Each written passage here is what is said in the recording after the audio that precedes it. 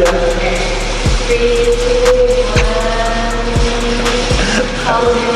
Gue kuliah di jurusan DKV. Pas lulus gue lanjut di biro ilustrasi. Di situ gue mulai disebut kerja kali ya.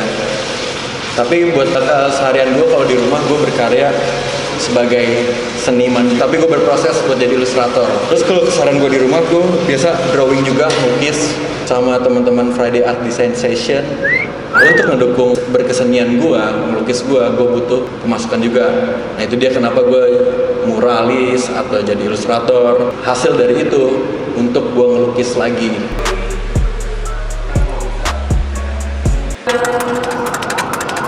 Kayak gue pas pertama kali kerja sebagai ilustrator, gue kerja di depan laptop, tetap ya sketsanya manual, hasilnya tuh bentuknya digital. Studio tempat gue kerja expand, kita coba mulai nggarap ke mural. Nah di situ gue mulai nemuin gue lebih nyaman kerja di lapangan, teknisnya beda, langsung main chat nggak di depan komputer doang. Sampai akhirnya bisa dibilang porsi gue lebih ke arah muralis lagi, udah bukan ilustrator. Karena gue bisa bikin desain sendiri, kadang yang gue mural atau emang lo atau klien atau ada kantor yang punya desain ilustrasi, gue muralin, gue pindahin ke tembok atau dinding.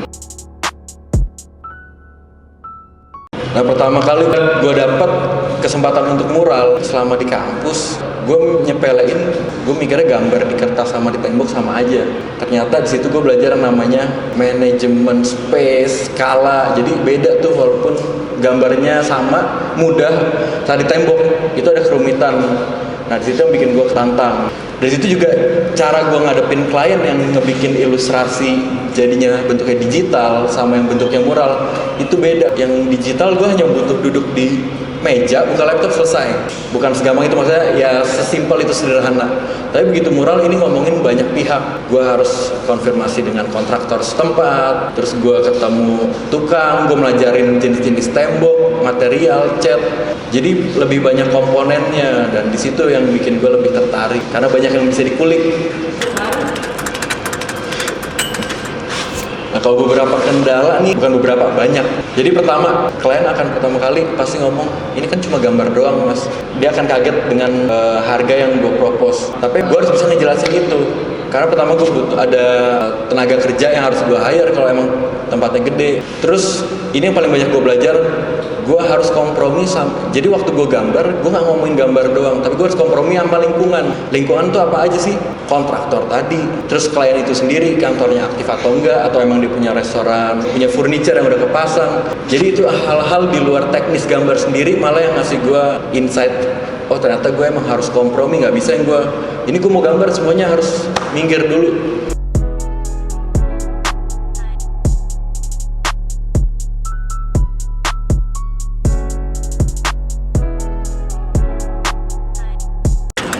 Nah di project ini gue kerja sama CLP Design sama Studio Tafa. Dia ngajak gue untuk kolaborasi di sini. Pertama gue juga mikir ini sebagai seniman atau gue sebagai ilustrator. Begitu kita discuss, yang kita omongin ini interior grafis. Gue bagian dari dekorasi yang nggak kepisah sama desain interiornya Marboy. Bentuknya apa? Painting-painting yang bisa lo lihat ini. Jadi gue di sini tetap paintingnya base dari pemilihan gue mau bikin apa, bentuk apa, itu Marboy ngebebasin semua ke gue. Cuma gue juga ada kompromi dengan Marboy.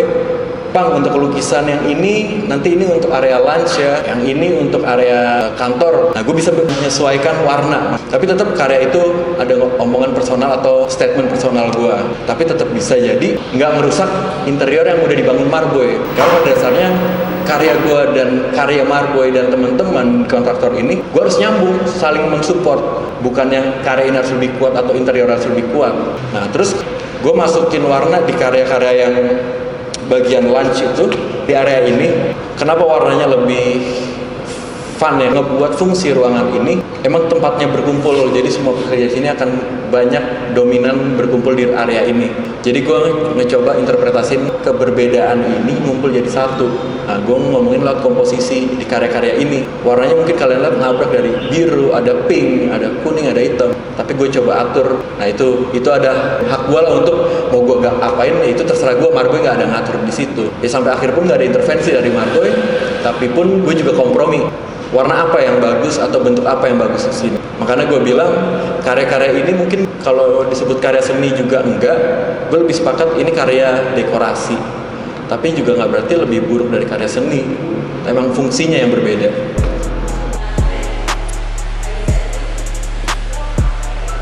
Dari gue kecil, gue udah suka gambar. Terus gue nggak pernah kebayang, oh ternyata gambar ini bisa ngebantu orang. Begitu gue SMA, gue nggak naik kelas tuh gue nggak tahu tuh mau jadi apaan. Begitu kuliah pun gue juga masih nyari, ngeraba, sampai akhirnya ternyata gue bisa. Oh gambarnya emang ternyata penting. Dan ternyata ada industrinya, dan ternyata bisa ada pendapatan ke gue.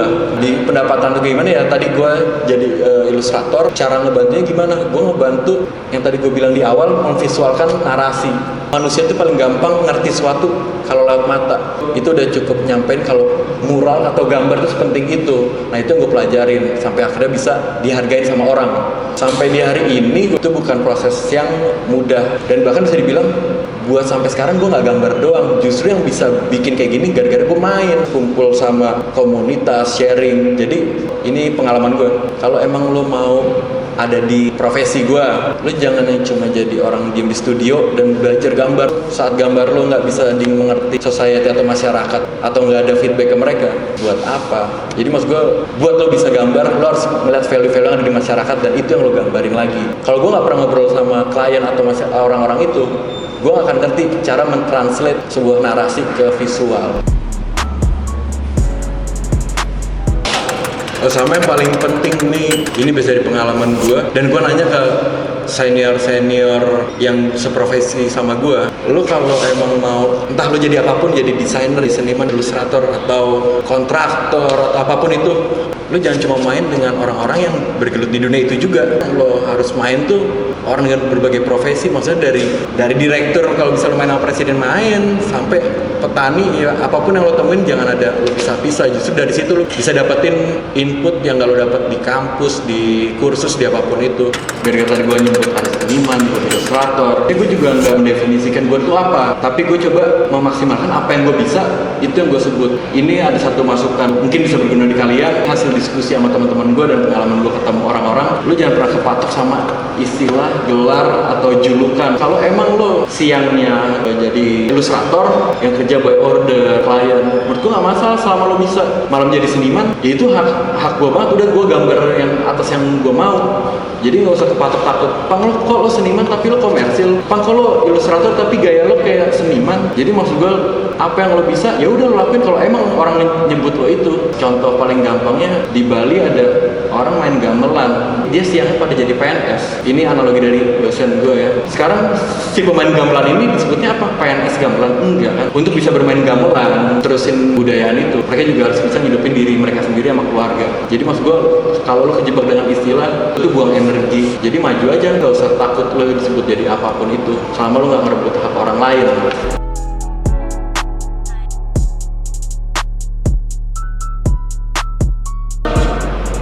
Nah kenapa tadi gue bilang lo harus bergaul sama siapapun? Sampai hari ini gue bisa kerja dari apa yang gue suka. Itu hasil main sama teman-teman gue justru yang nggak bidang seni atau desain atau apapun itu. Intinya yang disebut dunia kreatif lah. Karena dengan gue bermain dengan siapapun, kesempatan itu jadi banyak. Sudut pandang nambah, kesempatan nambah. Kalau emang lo dengan bergaul atau berkomunikasi dengan banyak orang, ya makin banyak juga opportunity yang bisa lo ambil.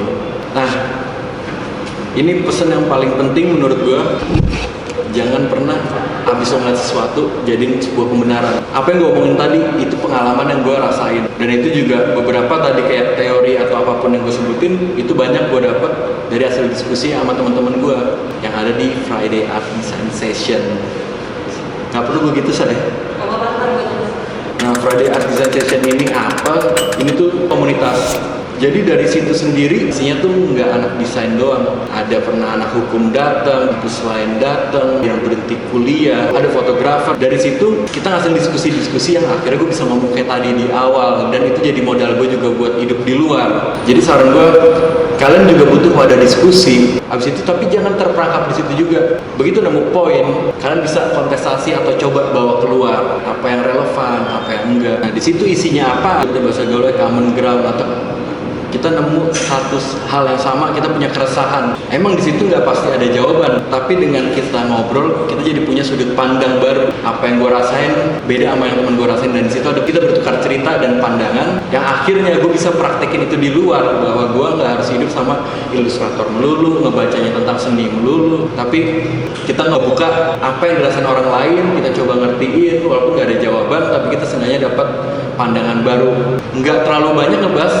isu-isu tentang teknis berkarya, tapi justru ngebahas isu-isu kehidupan atau keseharian masing-masing anak-anaknya. Makanya yang tadi gue bilang, kalau ditanya apa yang paling berpengaruh nemenin perjalanan gue sampai di hari ini, justru cerita tentang kehidupan teman-teman gue dan orang-orang yang pernah gue kenal. Bukan dari yang kayak di kuliah dulu, itu ada porsinya cuma dikit menurut gue, itu cuma di ngomongin teknis, tapi nggak ada di value. Nah, value itu yang gue dapat dari teman-teman gue ini.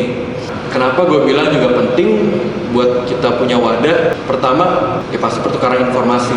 Terus ada poin yang menurut gue, yang gue suka. Ada yang bilang, Evan kalau komunitas lo gitu-gitu doang, lo nggak maju, lo harusnya coba naik level lagi. Cuma gue coba nyampein, nggak selamanya waktu lo berkumpul sama orang atau lo ngobrol sama orang, lo yang harus dapat feedback atau lo dapat benefit. Tapi lo coba berpikir, mungkin di komunitas A lo udah gak ada lagi yang bisa lo pelajarin, udah habis, tapi lo punya orang yang butuh lo. Jadi jangan cuma mikir apa yang lo dapat, tapi lo juga pikir apa yang bisa lo kasih ke orang. Dari situ kita bisa saling ngisi menurut gue. Pintar.